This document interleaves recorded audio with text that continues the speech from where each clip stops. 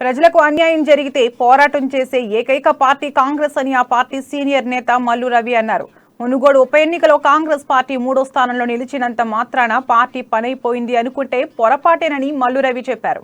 మునుగోడులో ఎన్నికలు రాజ్యాంగబద్ధంగా జరగలేదని, రాష్ట్రంలో అధికారంలో ఉన్న టీఆర్ఎస్, కేంద్రంలో అధికారంలో ఉన్న బీజేపీ డబ్బు, మద్యం రాజకీయాలు చేశాయని ఆయన మండిపడ్డారు. వచ్చే ఎన్నికల్లో కాంగ్రెస్ అధికారంలోకి రాబోతుందని మల్లు రవి ధీమా వ్యక్తం చేశారు.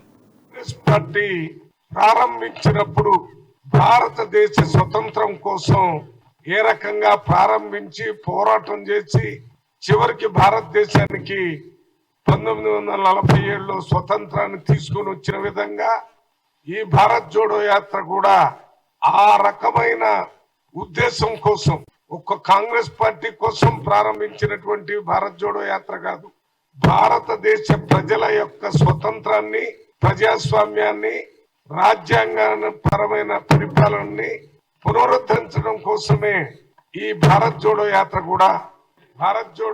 కూడా ప్రారంభించడం జరిగింది. ఉద్దేశం కాంగ్రెస్ పార్టీ మూల సిద్ధాంతాలకి ఇది ప్రతిబింబంలాగా ఉంది.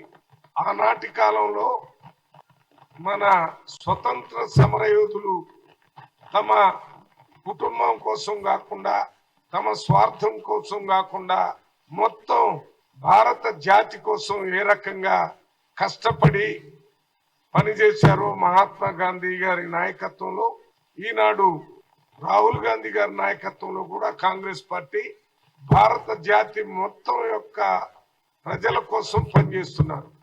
ఇవాళ భారతదేశంలో ప్రజలకి ఇచ్చినటువంటి వాగ్దానాల్ని అమలు చేయకుండా భారత రాజ్యాంగం ప్రకారం